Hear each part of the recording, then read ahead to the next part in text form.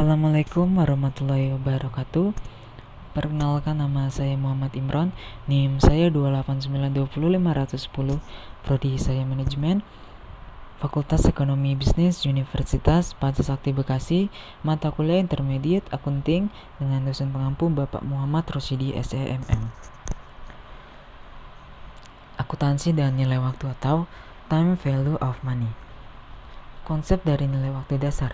Di dalam ilmu akuntansi, istilah nilai waktu dari uang atau biasa disebut dengan time value of money menunjukkan hubungan antara massa atau waktu dan uang, bahwa $1 yang diterima oleh perusahaan pada hari ini akan lebih berharga daripada $1 yang akan diterima perusahaan di masa yang akan datang.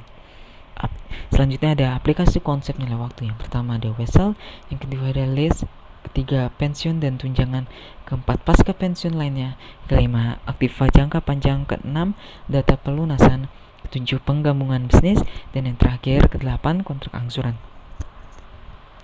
Ini merupakan ilustrasi dari McDonald's mendepositokan $10.000 pada Last National Bank yang akan membayar bunga sederhana 9% per tahun. Thomas Sykes Company kemudian mendepositokan $10.000 lagi pada First State Bank yang akan membayar bunga majemuk sebesar 9% per tahun, yang dimajemukkan secara tahunan.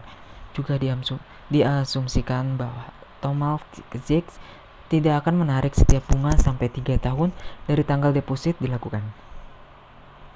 Selanjutnya tabel bunga dan isinya. Itu yang pertama, tabel nilai masa depan dari 1 berisi jumlah sebesar 1 yang akan terakumulasi jika didepositokan sekarang pada suku bunga tertentu dan disimpan sepanjang periode tertentu. Kedua, tabel nilai sekarang dari 1 berisi jumlah nilai yang harus didepositokan sekarang pada suku bunga tertentu agar sama dengan 1 pada akhir periode tertentu.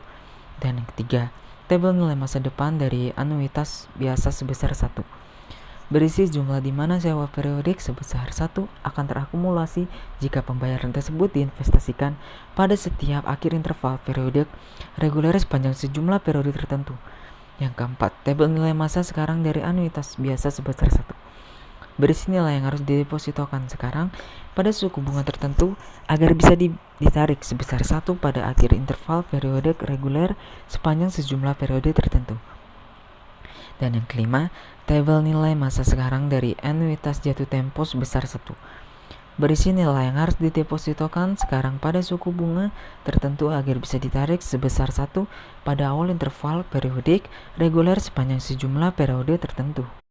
Selanjutnya ada variabel fundamental. 4 variabel yang fundamental bagi seluruh masalah bunga majemuk antara lain.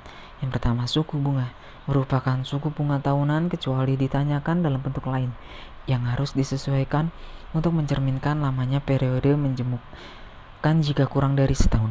Selanjutnya, jumlah periode waktu adalah jumlah periode pemajemukan dan suatu periode biasa 1 atau kurang dari 1 tahun.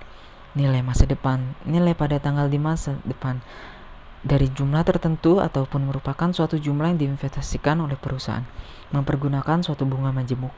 Selanjutnya, nilai sekarang merupakan nilai sekarang atau present value dari suatu jumlah di masa yang akan datang ataupun suatu jumlah yang kemudian dilakukan pendiskontoan menggunakan suatu bunga majemuk. Selanjutnya, kas dan piutang. Kas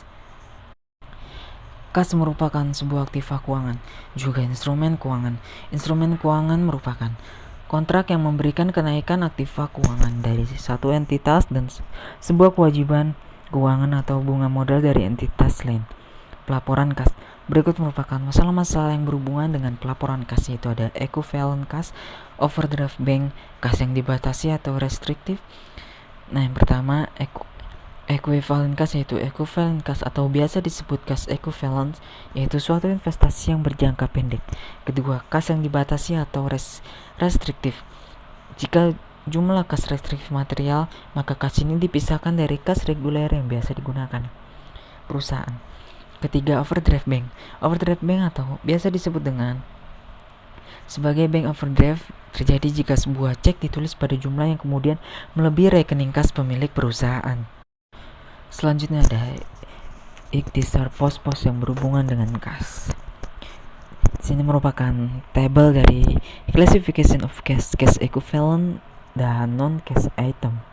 Selanjutnya piutang. Piutang atau receivables merupakan klaim atas uang, barang, atau jasa kepada pelanggan atau pihak lain yang berkepentingan di dalamnya. Di dalam neraca, piutang diklasifikasikan sebagai piutang dagang dan piutang non-dagang. Selanjutnya piutang, yaitu pengakuan piutang usaha. Diskon dagang merupakan potongan dari daftar harga tidak dikenali dalam catatan akuntansi. Pelanggan ditagihkan harga bersihnya dari diskon. Selanjutnya diskon tunai sebagai perangsang agar pembeli melakukan pembayaran secepatnya. Terdapat dua metode, yaitu metode kotor dan metode bersih. Ini merupakan tabel dari gross method dan net method. Selanjutnya pengakuan wesel tagih.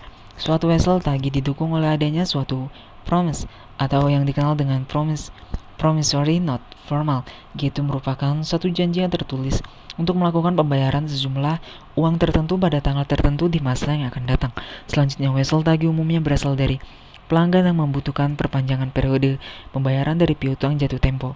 Selanjutnya, pelanggan berisiko tinggi atau pelanggan baru pinjaman kepada karyawan dan anak perusahaan. Selanjutnya, penjualan properti, pabrik, dan peralatan. Selanjutnya, transaksi peminjaman mayoritas dari wesel, penjualan piutang. Mungkin cukup sekian yang bisa saya sampaikan, kurang lebihnya mohon maaf. Terima kasih. Wassalamualaikum warahmatullahi wabarakatuh.